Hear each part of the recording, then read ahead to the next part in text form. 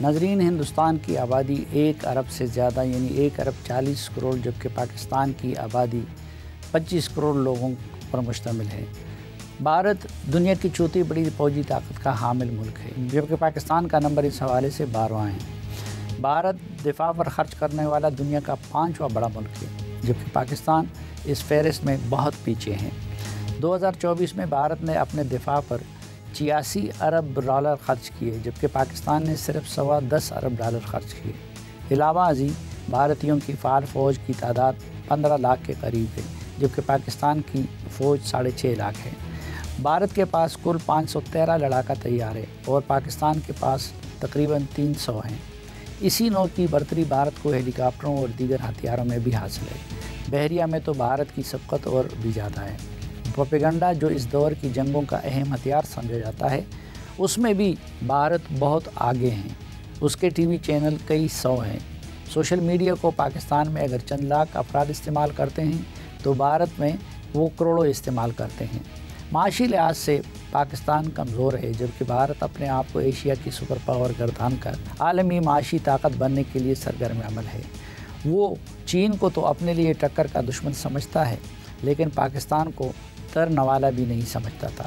یہی وجہ ہے کہ پاکستان کے معاملے میں نریندر مودی غرور اور تکبر کی پہاڑ کی چوٹی پر بیٹھا تھا، لیکن ان کی طرف سے چھیڑی گئی لڑائی میں اللہ نے پاکستان کو فتح مبین سے ہمکنار کیا اور بھارت اپنے زخم چاٹتا رہ گیا۔ سوال یہ ہے کہ یہ سب کچھ کیسے ہوا؟ اس کا سادہ سا جواب تو یہ ہے کہ تکبر کو تدبر نے شکست دی، یا پھر ہتھیار اخلاقی برتری کے آگے ڈیر ہو گئے۔ یہ ایک ایسی لڑائی تھی جس میں پاکستان اخلاقی لحاظ سے بلندی کی پوزیشن پر فائز تھا۔ پاکستانی سول اور عسکری قیادت نے شروع دن سے تدبر سے کام لیا۔ جب پہلگام کا واقعہ ہوا تو پاکستان نے اس کی مذمت کی۔ جب انڈیا نے الزام پاکستان پر لگا دیا تو پاکستان نے تحقیقات میں ہر قسم کے تعاون کی پیشکش کی۔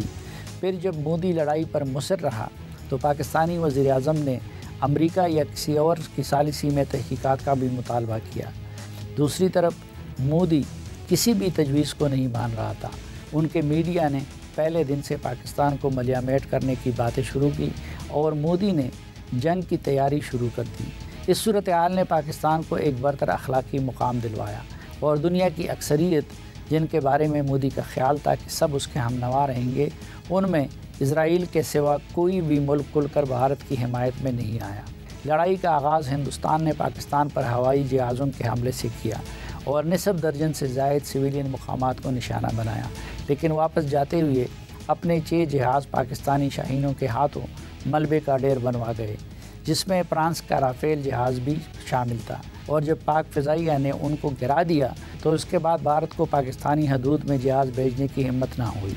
بھارت کی اس جارحیت کے جواب میں پاکستان نے کوئی کارروائی نہیں کی۔ دوسرے دن اس نے پاکستان پر ڈرون طیاروں کی بارش کر دی، جن میں 80 کے قریب گرا دیے گئے۔ اس دوران پاکستانی عوام کا غصہ بڑھ رہا تھا اور وہ حیران تھے کہ ان کے ملک کی طرف سے جواب کیوں نہیں دیا جا رہا ہے۔